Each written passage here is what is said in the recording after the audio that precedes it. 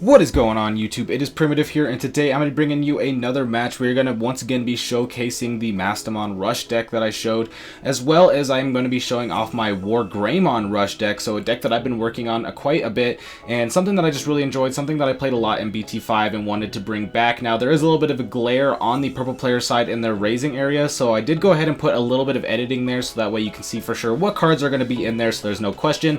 But I'm going to go ahead and start off. I got a Turymon out there, and then Analog is going to allow me to search a little bit, try to find my Angelmons and my Wargreymons, which are going to be my big pieces here. The whole center of the deck is kind of getting that Angelmon out so I can use its inheritable with Wargreymon to drop multiple cards such as Bushi Agumon and Lucemon. But we are going to go ahead and start off. Eismon's going to be doing Eismon's things, going to be able to draw some cards, discard, get a free Eismon's out, as well as start to build up the trash so that way they can get a better Jack Raid later. Going to swing in with 6k, barely surviving, hitting that Kazimon at 5k, and it looks like they're considering Digivolving up into a Serviceron, but instead decide to match me with another Analog, so we're both going to have that out. So if our ultimates do go down with a source, we'll be able to gain some extra memory. But now I got to go ahead and decide what I want to do here. I have a couple rookies in my hand, and there's like Starmons and Bushis, so I have to figure out which one I want to put in raising and which one I want to have in hand. So I decided to put a Bushi in raising. That is a card I want in my hand, so that way this Angelmon inheritable can drop it, but then I can play out the Angelmon.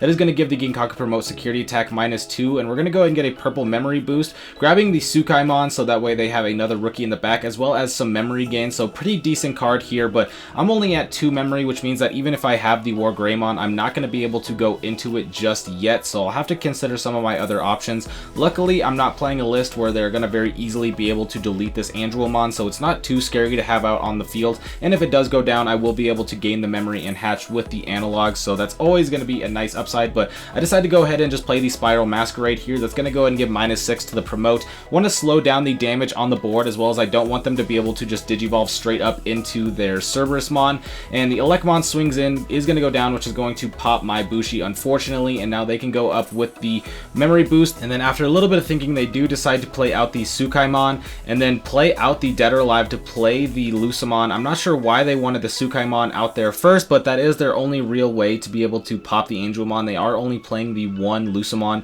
This is a deck list that I do have access to, so I'll go ahead and put both these deck lists in the pinned comment down below, so if you're interested in those, you can check those out. So I'm going to go ahead and go in with the yellow memory boost. Still trying to search for the cards that I need. I am starting to fall behind quite a bit, so I'm going to need to figure out where I'm going to be able to find the win con here. The Lucemon is so big that I don't really have a good way to get after it, and my opponent has 2 Digimon on the board to my 2 security, so that way they're going to be able to just swing in. They're going to be able to go with the Mastemon, trash my Wargreymon right there, bring back the promote, swing, hits Blinding Ray. Not even a Spiral Masquerade was going to save me there. I was just going to be going down, so my opponent is going to take the game 1. Going into game 2, I am going to be having them go first, of course, because I want to get the extra memory and the extra resources, especially when I'm trying to find very key pieces with this deck. So starting off with the TK, that is going to allow me to search my security, see what's in there. I can grab an Angelmon, one of the 3 main key pieces, so definitely want to get that out there. Plus the TK is going to allow me to not get memory choked any longer,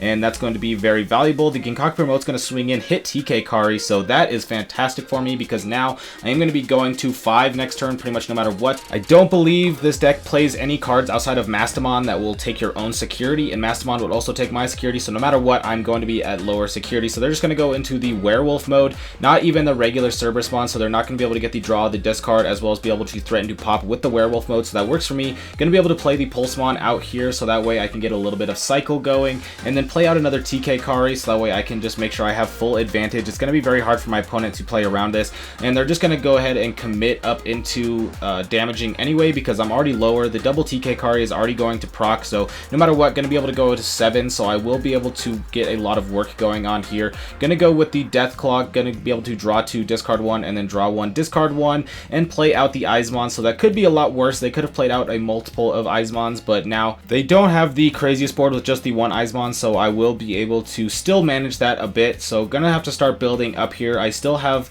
Angelmon that I want to try and get out there and start getting played. The TK cards are going to be great at also being able to give -2k 3k DP if I need to. So I'm going to be able to swing minus 3k with the Starmons, and then swing the 2 TK Karis is going to be able to pop that Eismon there. I do hit analog, but it's not that big of a deal because I'm not hitting a memory tamer, so I'm going to be able to go ahead and play out yellow memory boost here. This is going to allow me to search. I hit some pretty key pieces there, but I am going to likely need that Wargreymon because I want to only hit that because I'm only actually playing 3 in this list, so it is a little bit lower that I do hit them, so having it is going to be pretty safe. Eismon swings in, hit Pulsemon, so it does live, so they're going to have to be able to proc their own deletion effect with something like Calling to the Darkness or Deathclaw, but they already played one Deathclaw, so we'll have to see what they want to go with now. They may Digivolve on top of it, but it actually looks like I'm just going to make it through unscathed. The Eismon will stay, so no scatter mode going down, no free Eismons coming out or anything like that, so I'll be able to promote. I have 4 Digimon on the board right now. I could technically go and swing in, get rid of all the security checks, and then go in for game, but I have to play it a little bit safer. I do have the Kazemon, so right now I have all these swings on board. I am going to go ahead and just start to build up into Wargreymon here, just in case. This is going to give me the safety of pretty much no matter what being able to win the game, especially with the Angelmon inheritable in play. I am going to go ahead and use Blinding right here to go up to 3 so I can play around potential Jack Raid and security. I'm going to go ahead and swing Unsuspend with the Wargreymon. I really only can pop the Eismons here because if I pop the Elecmon, it will pop one of my rookies and make it a little bit less safe. So I'm going to go ahead and pop the Eismons. If Scatter Mode, if they do drop some Eismons, that is fine because my plan is to just go for game this turn anyway. And they actually do end up dropping right there. So I do have to just win the game right now, but I needed to be able to pop something so that way I could unsuspend. They get the Nidhogg, but I'm still at 2, so even if I hit the Jack Raid, I am okay. Gonna be able to just start swinging fully in. Want to swing in early with the rookies just in case I hit Deathclaw, but uninterrupted, gonna be able to go in and swing for game right there. So we are gonna be going up into game 3, tied 1-1. My opponent did, interestingly enough, choose to go first here, so I think they're just trying to get more on the aggressive side. So I'm gonna start going second. That works for me because I can get the extra draws, but I do still whiff a rookie, so I'm gonna have to just play the TK out. Go ahead and grab the Bushi so that way I can start to build up next turn, but also not getting choked is also fantastic. But with the Eismon scatter mode in the raising coming out now, it's going to be able to swing in, lives to the Bushi, which is nice because now they're going to have to commit a card to be able to get rid of it, but another Eismon scatter mode comes out, so that is very devastating. Having the TK out is great, but they already got 1 check. They're going to be able to swing in 2 more next turn. There's a very high chance with 2 on deletion be able to draw 3 cards that Eismon is going to come out. I actually put the Sirenmon right there, but I meant to go with the Kazemon, so we get that there. But I am going to go ahead and just Digivolve up into the Angelmon, give security attack -2 to one of the Eismons, so at least they won't be able to get me down to 2 security this turn without going into something like Cerberusmon and then Cerberusmon Werewolf mode, which they didn't have the memory for, but now they do with that Nidhogg discard, so they can Digivolve on top of this Eismon if they want into Cerberus, and then be able to go with Werewolf mode to pop it, but they are going to preserve it. Just go ahead and go with the promote. Gonna hit TK, so the TK that I got rid of is back. I will be able to grab a Turi to put on top of my Bushi, but still looking rather rough. Even going into Wargreymon here is looking very scary because I'm going to have to be able to unsuspend by trashing one of my security, or adding it to my hand rather, and that's still going to hurt because I'm running really low. So this deck is just going full turbo mode right now. I had a little bit slow of a start, and my opponent with the scatter modes is just going in pretty hard. The Eismons and the Ginkok promote is just a very great package, so I'm going to be able to go into the 8mon here. If I want to, I can go ahead and swing over the Cerberusmon. I am going to have to commit it and hope that they don't have another Eismons come out because I just need to get more Digimon off the board, but unfortunately another Eismons does come out, so it shows the power of that card. Once again, great deck building, being able to have those in the deck. We see why we're going to be able to go down to just one of those with the next ban list, but going to go with the Pulsemon. It's going to allow me to play it for 2, thanks for its effect, which is going to allow me to clear the board here. I can give -6 to the Eismon, and then with the Koromon -1k that I gave prior, I can give another -3k.